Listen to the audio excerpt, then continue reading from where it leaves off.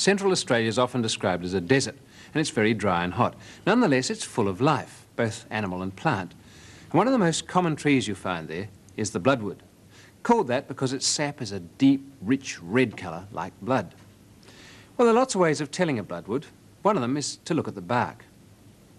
Bark's covered in grey scales, and if you peel them off, there's a sort of orangey salmon pink colour underneath. And that thick bark is a very good protection against bushfires. That's one way to pick it. The other is to look above your head. Often the branches just end, as many gum branches do, in dead twigs. But other sections are full of these strange knobby lumps. And if you want to see what they are more closely, you do what the Aborigines do. Get a good stout stick, throw it into the air, and give it a twist. With any luck, you'll bring down some bloodwood apples.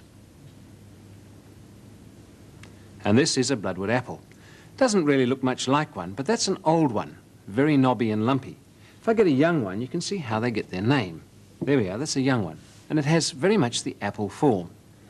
Well, the form to look at, but not the form to feel, because it's really a very hard wood. And I've got some here which have been cut across.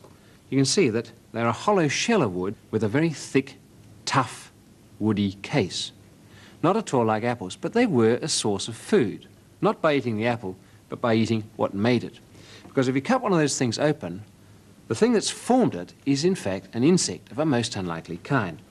Well, that takes a saw and a bit of prizing, but here's a baby bloodwood apple, and if I open that up, there inside you can see is a little green thing.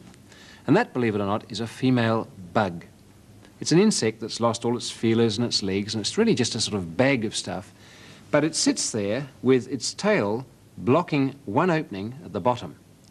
It blocks it to stop the ants getting in and eating it, but it can open it to let the air into this chamber. And it sits there protected from the desert heat and the dehydration and most predators, living its life in there, being fertilized through the opening, breeding, laying its eggs, and so on.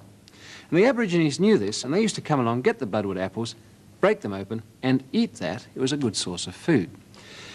Whatever was protected in there for the animal that made the gall and took over the cell's chemistry, ready to convert it into that kind of gall, was also a good haven for lots of other things, which have since come to lay their eggs in the gall.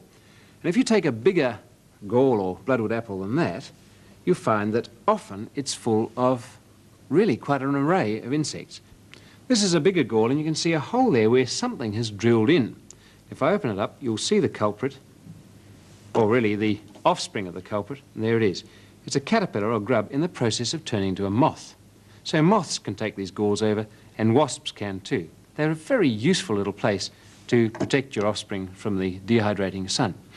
Well, a lot of people know that Aborigines ate witchetty grubs, but not so commonly known is the fact that witchetty grubs weren't just of one kind. It was a common name applied to all sorts of white grubs that lived in wood. And the Aborigines breaking these galls open would find either the first little grape-like host or one of these grubs or something, and it was all good food. It may not have been what you or I would normally have for breakfast, but in the centre of Australia, when it was hot and dry, there wasn't much game around, it was at least a dependable source of food.